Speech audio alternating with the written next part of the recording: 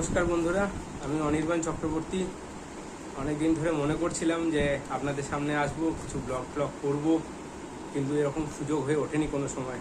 অফিসে কাজের প্রেশার, বাড়িতেও নানা রকম চাপ থাকেই থাকে, তো সেই কারণে কোনো সময় হয়ে ওঠে না।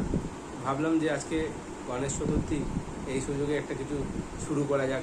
নতুন নতুন তো অনেকেই অনেক কিছু গণেশ পুজোর দিনে শুরু করে, তো আজকে আমি ভাবলাম ব্লগটাই শুরু করি। তবে ব্লগ শুরু করার পেছনে অনেক কিছু চিন্তাভাবনা থাকেই মানুষের, কিন্তু আমার সেরকম কোনো চিন্তাভাবনা নেই। আমি শুধুমাত্র আনন্দের জন্যে, মনের কথা বলার জন্যে, সবার সাথে আলাপ রাখার জন্য ব্লগ করছি। তো এখন ব্লগের ভাষা অনেকে চুজ করেন, কেউ ইংলিশ করেন, কেউ হিন্দি করেন। আমি ভাবলাম যে আমি যাদের সাথে আলাপ পরিচিতি রাখতে সক্ষম তারা আমার আশেপাশেই থাকেন, তো সুতরাং বাংলাটাকেই ব্যবহার করা যাক।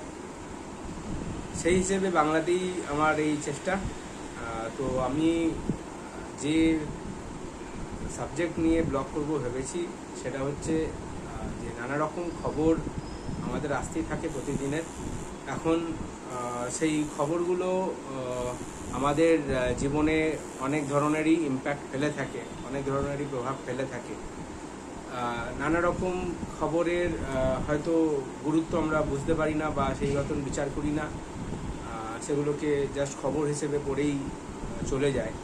তো সেরকম ধরনের খবরকে আমি ভাবলাম কি যে একবার আপনাদের সামনে আনা দরকার, যে খবরগুলো আমাদের রোজকার জীবনে কিছু ইম্প্যাক্ট ফেলতে পারে, সেই ধরনের খবর নিয়ে আলোচনা করলে হয়তো সবারই এই ব্যস্ত জীবনের মধ্যে কিছুটা সুবিধে হবে। সেই ভাবনা থেকেই এই ব্লগের শুরু। তো আজকে যে আমি খবরগুলো নিয়ে আলোচনা করব, তার মধ্যে একটা ইম্পর্টেন্ট খবর যেটা চলছে সেটা হচ্ছে যে আমাদের এই যে ইলেকট্রনিক্স মাধ্যম, সে আপনি মোবাইল ফোন ব্যবহার করুন বা ইলেকট্রনিক্স অন্যান্য যন্ত্রপাতি, যে আপনি টিভি, ফ্রিজ, যে কোনো জিনিস ব্যবহার করুন, তার মধ্যে আমাদের চিপস থাকে। তো ইলেকট্রনিক্স কোনো যন্ত্রই চিপস ছাড়া সম্ভব নয়। এখন এই চিপস নিয়ে গত বছর 4-5 ধরে খুব সমস্যা টানাটানি চলছে, নানা রকম খবর আসছে। তো এটা আমাদের জীবনে কি প্রভাব পড়তে পারে সেই নিয়ে আলোচনা। তো এই ঝামেলাটা শুরু হয় যখন ইউএসএ এবং চায়নার মধ্যে একটা বাণিজ্য সংঘাত শুরু হয়, যখন 2018 সালে জানুয়ারি মাস থেকে, যখন ইউএস প্রেসিডেন্ট ডোনাল্ড ট্রাম্প এবং চাইনিজ প্রেসিডেন্ট জি জিনপিংয়ের মধ্যে মতানৈক্য হয়। এবং ডোনাল্ড ট্রাম্প চান যে তাদের দেশের মধ্যে সমস্ত ইন্ডাস্ট্রিয়ালাইজেশন থাকুক, সমস্ত যে টেকনোলজি যেগুলো খুবই সায়েন্টিফিক্যালি ইমপ্রুভ এবং হাই এন্ড টেকনোলজিস, সেই ধরনের টেকনোলজিস আমেরিকার মধ্যেই থাকুক। কিন্তু ম্যানুফ্যাকচারিংয়ের ক্ষেত্রে চাইনিজ ম্যানুফ্যাকচারিং অনেকটা এগিয়ে যায়। লাস্ট 30 বছরে চাইনিজ ম্যানুফ্যাকচারিং অনেক এগিয়ে গেছে। তো এর মধ্যে চিপসের ম্যানুফ্যাকচারিংও চায়না অনেকটাই এগিয়ে গেছে। কিন্তু ডোনাল্ড ট্রাম্প এই এগিয়ে যাওয়া এবং ইউএসএ থেকে চাকরি চলে যাওয়াটাকে আটকাবার জন্য 2018 জানুয়ারি মাস থেকে একটা চেষ্টা শুরু করেন। সেই চেষ্টার মাধ্যমে উনি কী করতে চান না, চায়না থেকে যা যা হাই এন্ড চিপস ইম্পোর্ট হতে থাকে আমেরিকাতে, সেগুলোর ওপরে কিছু ট্যাক্স বসিয়ে দেন। শুধু চিপসের ওপরে নয়, steel, aluminium product, electronic vehicles, batteries, এই সমস্ত কিছুর ওপরে উনি ট্যাক্স বসিয়ে দেন। এই ট্যাক্স বসাবার জন্য কি হয়, আমেরিকাতে যেগুলো ইলেকট্রনিক্স কোম্পানি যারা আমাদেরকে সাপ্লাই করে, রোজকার রোজ জিনিস সাপ্লাই করে, যেমন ধরুন ওয়ার্লপুল আছে, যেমন ধরুন অ্যাপেল ফোন আছে, এই সমস্ত জিনিসের দাম বাড়তে শুরু করে পুরো পৃথিবীর মধ্যে। তো শুধু তাই নয়, ডোনাল্ড ট্রাম্প বলেন যে আমেরিকাতে যে চিপস তৈরি হচ্ছে সেটাকেই ব্যবহার করতে হবে, এবং চায়না থেকে যা যা চিপস ইম্পোর্ট হচ্ছে সেগুলোকে, ইলেকট্রনিক্স যা উৎপাদন হয় আমেরিকাতে, সেগুলোতে ব্যবহার করা যাবে না।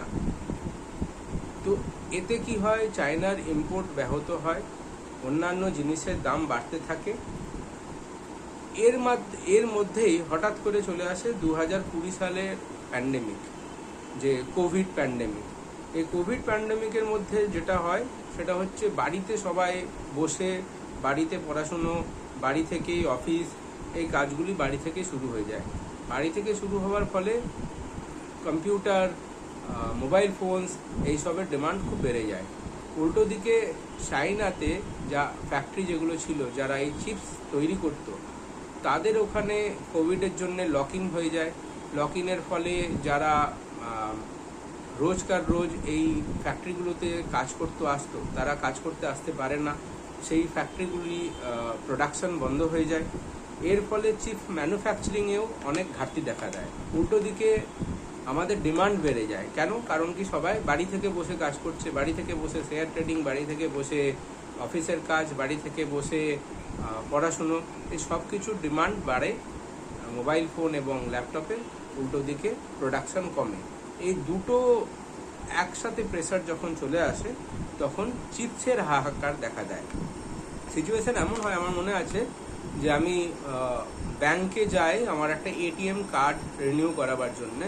তখন বলা হয় যে এটিএম কার্ডের মধ্যে চিপস থাকে এবং সেই চিপস সরবরাহ যেহেতু সেইভাবে নেই, সেই জন্য এটিএম কার্ড আসতে মাস দুয়েক সময় লাগতে পারে।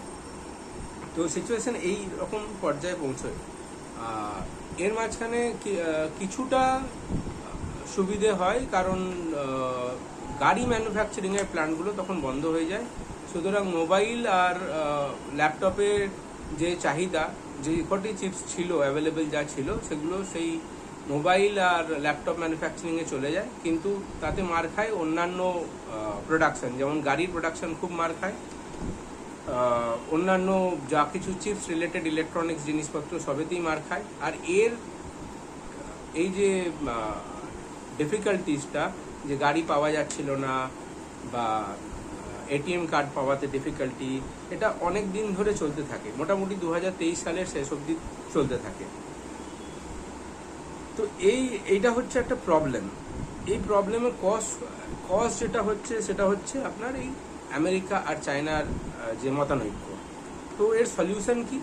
আমাদের মতন দেশ যারা নর্মালি সেরকম ইলেকট্রনিক্স ম্যানুফ্যাকচারিং ক্যাপাসিটি যাদের কাছে নেই, যারা ফ্রিজ থেকে শুরু করে এসি থেকে শুরু করে মোবাইল ফোন ল্যাপটপ সবই ইম্পোর্ট করে, এবং বেশিরভাগই যা কিছু ইম্পোর্ট করা হয় সেটা হয় চাইনিজ, নয় সাউথ কোরিয়ান, আর না হলে আমেরিকান।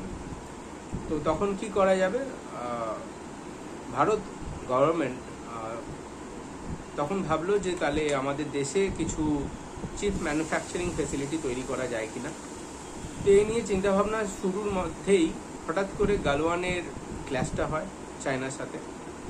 যখন গালওয়ানের ক্ল্যাশ হয় তখন ভারত বুঝতে পারে, শুধু সেই সময়ে নয়, আমাদের কোভিড প্যান্ডেমিকের সময়তেও পুরো পৃথিবী বুঝতে পারে যে চায়নার কাছে যদি ম্যানুফ্যাকচারিং ফেসিলিটি সব কিছু থাকে, তাহলে যে কোনো দিন তারা ইচ্ছে মতন তাদের ম্যানুফ্যাকচারিং ফেসিলিটি বন্ধ করে বা তাদের সাপ্লাই বন্ধ করে অন্যান্য দেশকে প্রেসার দিতে পারে, তাদের ফরেন পলিসিকে চেঞ্জ করাবার জন্য প্রেসার দিতে পারে, তাদের নিজস্ব মার্কেটে কাউকে অধিকার তো দেয়ই না, কিন্তু অন্যদের মার্কেট দখল করার জন্য তারা প্রেসার দিতে পারে।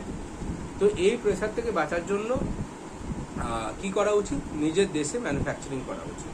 এবার নিজের দেশে ম্যানুফ্যাকচারিং করার জন্য গভর্নমেন্ট চিন্তাভাবনা তো করেই ছিল আগে, কিন্তু সেটা ইমপ্লিমেন্ট হচ্ছিল না। কারণ রাতারাতি তো কোনো চিপ ম্যানুফ্যাকচারিং ফেসিলিটি ইমপ্লিমেন্ট করা সম্ভব নয়। হাজার হাজার কোটি টাকার একটা ব্যাপার, শুধু টাকা দিলেও সেক্ষেত্রে হয় না।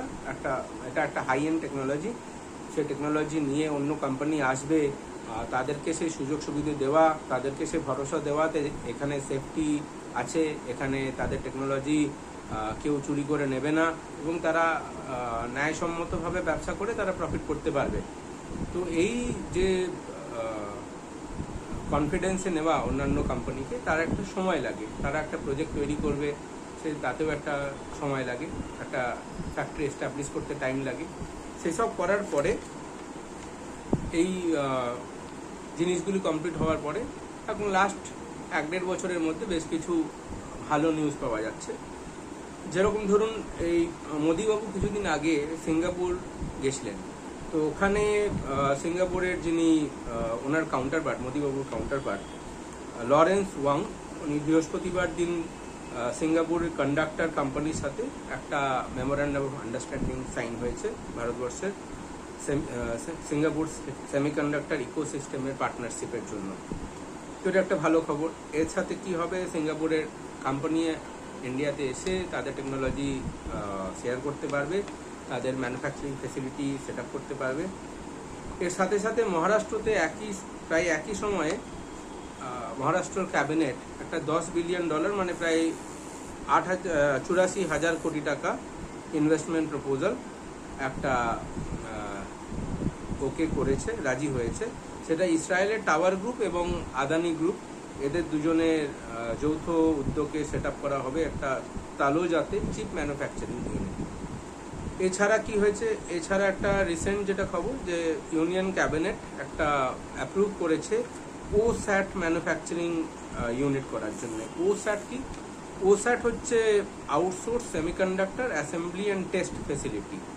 তো এই ওস্যাটটা হয় কি? ওস্যাটটা হয় যখন চিপ তৈরি হয় তখন চিপগুলো র সিলিকন ফর্মে থাকে। সেই র সিলিকন ফর্মটাকে কেটে আপনাকে ছোট ছোট ওয়েফারের মতন তৈরি করতে হয়। সেই ওয়েফারগুলোকে সিলিকন ওয়েফার্সগুলোকে কাটার পরে সেগুলোকে একটা প্রোটেক্টিভ কেসিংয়ের মধ্যে দিয়ে ছোট ছোট তার দিয়ে সেগুলোকে জুড়তে হয়। এটা হচ্ছে ওস্যাটের কাজ।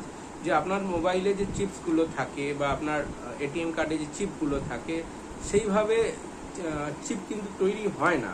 সে যে চিপ তৈরি হয় সেটা পিওর সিলিকন থাকে, যখন তৈরি হয় একদম পিওর সিলিকনের চাদরের মতন থাকে।